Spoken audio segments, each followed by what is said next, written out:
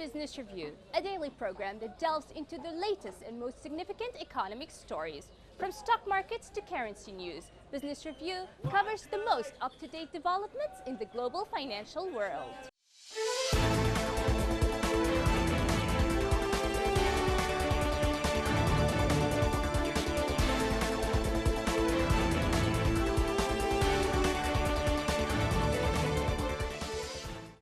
Lebanese Prime Minister Hassan Diab warned that the Lebanese must set aside their differences as the country has no time to lose in tackling its major financial crisis, saying that a government recovery plan was not a sacred text and could be amended.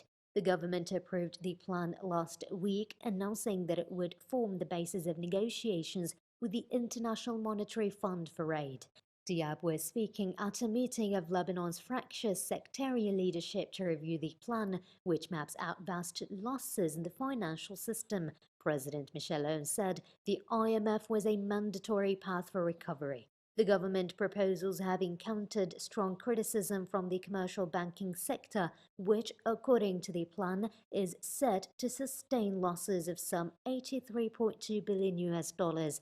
Diab urged political parties, economic syndicates, and the banks to set aside differences.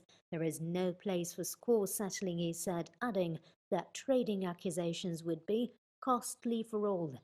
Samir Gigi, an opponent to the government who attended the meeting, said he would not support this plan or any other that did not start with serious government steps to fight corruption and waste, including customs evasion. The crisis is seen as the greatest risk to stability since the 1975 to 1990 civil war.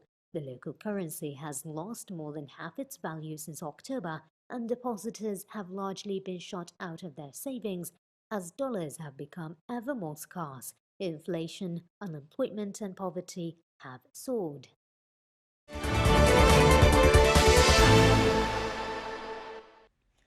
The European Commissioner for Economic and Financial Affairs, Paolo Gentiloni, said that the European Union has entered the deepest economic recession in its history because of COVID-19 pandemic, and inflation will almost disappear while public debt and budget deficits will balloon.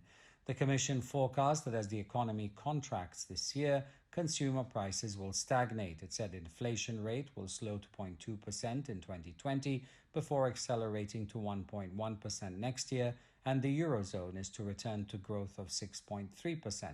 Investment will plunge 13.3% this year. The effort to keep economies alive will boost budget deficits in the European zone and aggregate 8.5% of GDP this year from 0.6% last year, before the aggregate gap shrinks again to 3.5% in 2021.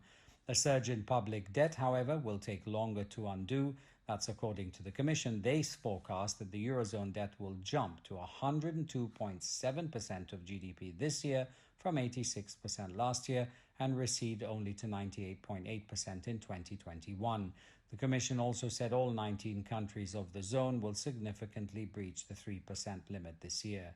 Italy, Greece, Spain, and Portugal will be among the hardest hit by economic effects of the pandemic, while Luxembourg, Malta, and Austria are to weather the shock better.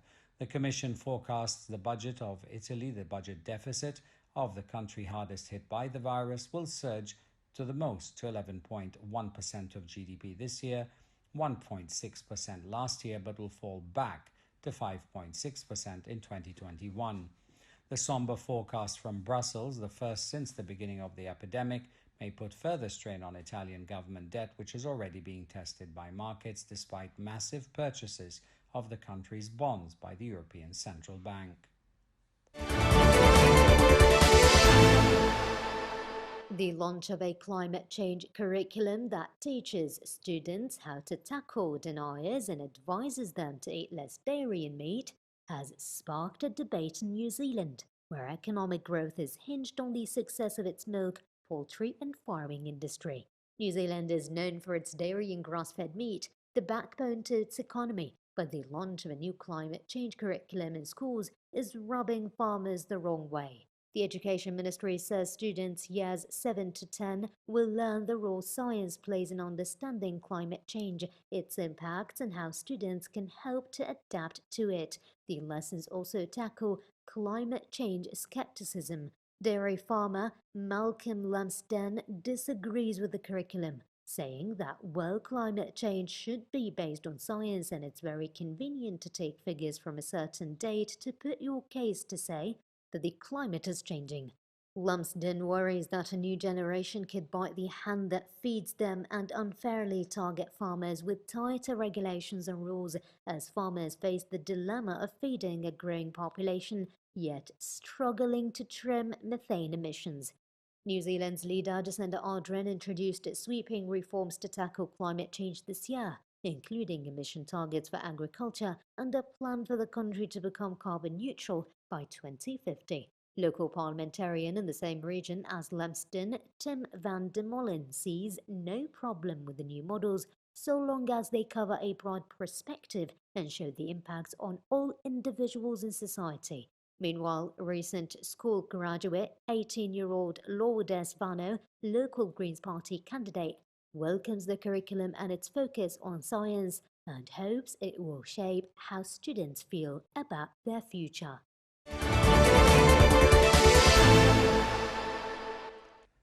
The United States and Britain launched formal negotiations on a free trade agreement on May the 5th, vowing to work quickly to seal a deal that could counter the massive drag of the coronavirus pandemic on trade flows and the two allies' economies. U.S. Trade Representative Robert Lighthizer and UK Trade Minister Liz Truss said a joint statement that the talks will be conducted virtually and will involve over 300 US and UK staff and officials in nearly 13 negotiating groups. The officials say they will undertake negotiations at an accelerated pace and committed the resources necessary to progress at a fast pace. The first round of talks began with the new US data, and it showed a record drop in US exports and a contraction in the vast US services sector for the first time in over a decade. It is Washington's first major new trade negotiation in 2020. London has also been working out trade terms with the European Union following its exit from the bloc in January. London's goal was to exponentially complete both negotiations, and there could be a positive dynamic between them, even though they are being headed by different lead negotiators, one UK official told journalists in a background briefing. The opening plenary will be followed by virtual meetings from May the 6th to the 15th. The UK official said while it's unusual to negotiate on all areas at once, the two sides were keen to move quickly. The official added the further rounds will take place approximately every 6 weeks and will be carried out remotely until it's safe to travel.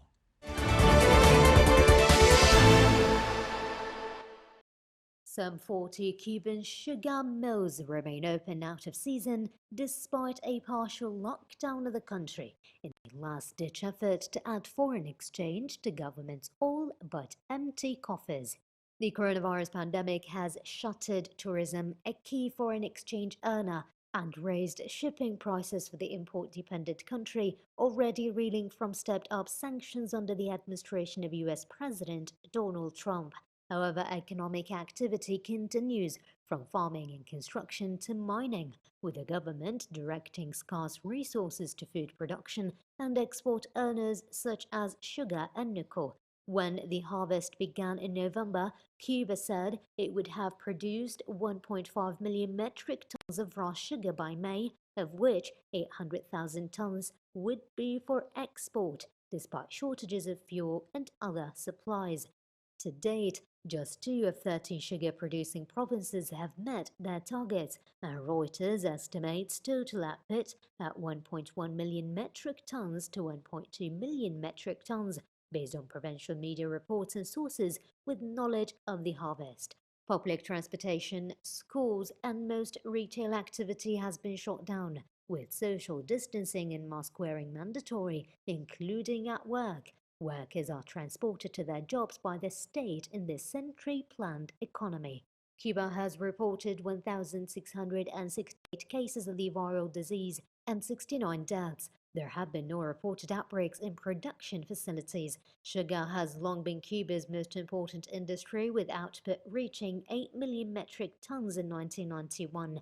It now ranks behind sectors such as tourism, communications, and pharmaceuticals, but still earns hundreds of millions in foreign exchange. The Caribbean island nation consumes between 600,000 and 700,000 metric tons of sugar per year and has an agreement to sell China 400,000 metric tons annually. It sells the rest on the open market. The industry now hopes to match last year's 1.3 million metric ton output, one of the lowest annual amounts in more than a century, before May's hot and humid weather forced the mills to close.